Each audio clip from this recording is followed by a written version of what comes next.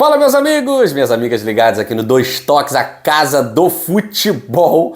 Olha, a imprensa argentina e a imprensa uruguaia estão de 4, ou melhor, de 5, né? Mas se bem que 5 do Botafogo mais 3 do Atlético Mineiro, dividido por 2 dá 4, tá tudo certo. Eles jogaram a toalha. Jogaram a toalha. Depois de tanto falar um monte de besteira, que era o momento de não ter uma final brasileira, finalmente havia chances de River Plate e Peñarol fazerem a final de Libertadores em Buenos Aires. Chegaram a dizer assim, com hinchas de verdade, torcedores de verdade. Ué, mas os torcedores brasileiros não são de verdade, somos fake news, somos mentira para vocês, vocês se deram mal, vão ter que aturar em Buenos Aires, o River Plate vai ter que aturar no Monumental de Núñez, Atlético Mineiro e Botafogo fazendo a final com a qual eles tanto sonharam. E os sul-americanos que tanto queriam uma final sem brasileiros não terão nem o River e nem o Peñarol para contar essa história. Afinal de contas, são duas vantagens que Galo e Botafogo conseguiram, difíceis de serem revertidas. No caso do Peñarol, para mim, impossível. No caso do River Plate, muito difícil. Mas eu quero hoje destacar o que, depois de tanto tempo, a imprensa argentina e a imprensa uruguaia, com muita genialidade, estou sendo irônico, claro, né? Concluíram que o Botafogo joga o melhor futebol da América. Mas isso já estava claro há 2 meses. Antes do confronto com o Palmeiras, para mim isso já estava claro. O Palmeiras era um time extremamente competitivo, mas o Botafogo jogava um futebol melhor do que o Palmeiras. Eliminou o Palmeiras. O Flamengo tal, o Botafogo mete um 4-1 no Flamengo que poderia ter sido um 7-1. Aí o Davi Luiz ficava maluco, né? Depois pega o São Paulo, que é um time competitivo, mas passava longe de apresentar o futebol que o Botafogo apresentava. E o Botafogo passou pelo São Paulo. Agora, em que universo estavam os jornalistas uruguaios e argentinos? Porque se não for no universo do clubismo, que é uma coisa assim, uma redoma, né, que você fica cego. Se não for no universo do clubismo, em que mundo o Peñarol e o River Plate eram favoritos para desbancar Atlético Mineiro e Botafogo? Não tem esse mundo. O equilíbrio é aceitável, respeitando o adversário, dizendo que vai ser um jogo complicado. Mas o próprio Peñarol, o próprio presidente do Peñarol, ele vai falar uma palavra que para mim é fundamental. Vamos tentar levar para o Uruguai a série aberta. Por quê? Eles sabiam que o Botafogo era muito superior. Agora, a imprensa sul-americana, que não gosta dos times brasileiros, que não gosta da superioridade brasileira, hoje pela manhã ficaram se lamentando, se lamuriando. É o que resta. É o que resta. A diferença é muito grande. Agora, quando os argentinos todo ano ganhavam Libertadores, quando os uruguaios, vez ou outra, beliscavam Libertadores, ninguém falava que tá chato, é insuportável. Ninguém falava, nem a imprensa brasileira ligava para isso. Se eles estão ganhando Libertadores, beleza, a gente precisa melhorar.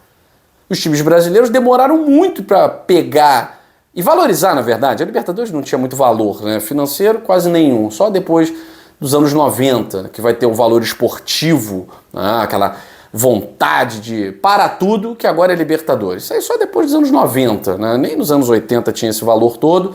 Quem é mais antigo aqui sabe muito bem do que eu estou falando. 60 e 70, valor nenhum, né? Só vale para a história hoje. Foi campeão em 61, né? Parabéns. Mas ninguém ligava, tá? E a partir dos anos 2000, a Libertadores fica milionária. Aí é um torneio milionário, que paga valores infindáveis em dinheiro, né? Aí, além do valor esportivo, você tem o valor econômico do torneio.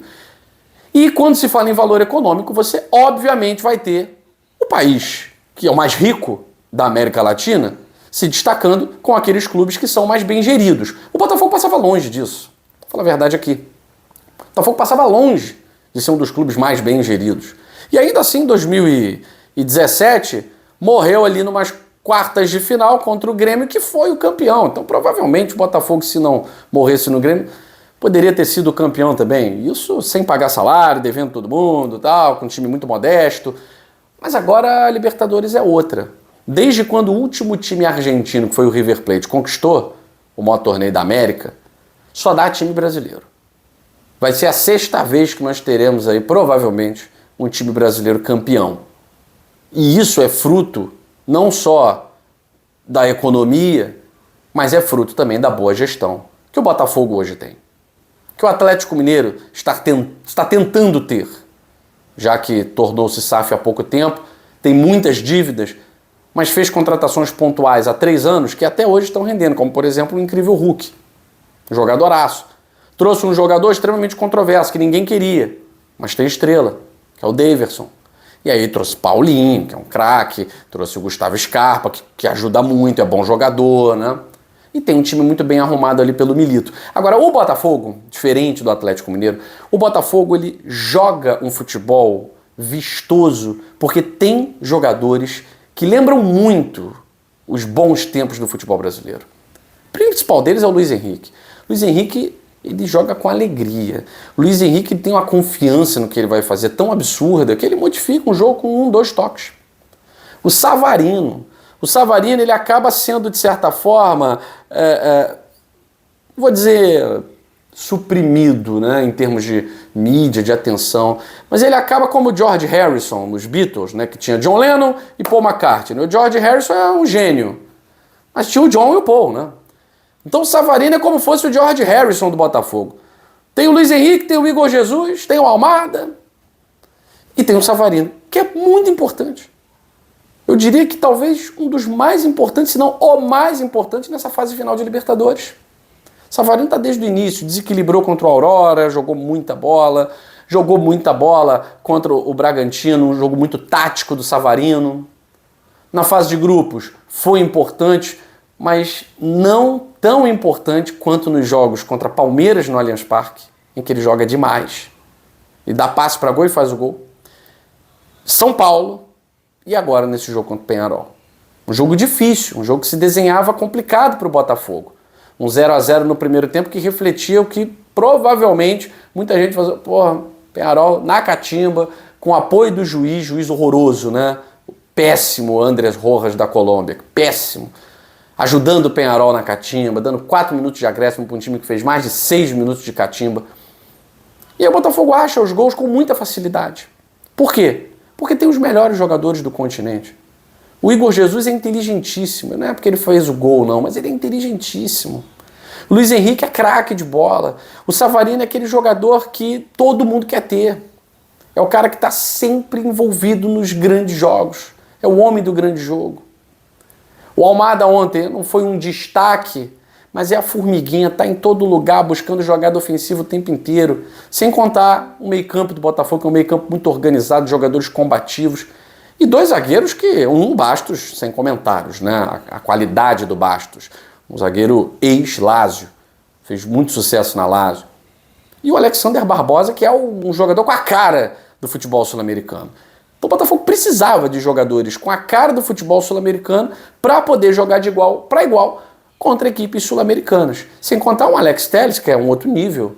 O Vitinho, que chegou agora, está se acertando, ainda não é. Acho até o Matheus Ponte mais jogador em termos de estar apresentando resultados, né? Mas acho que o Vitinho tem tudo para se desenvolver, né? É um jogador muito ofensivo, precisa de confiança. Ontem a confiança apareceu.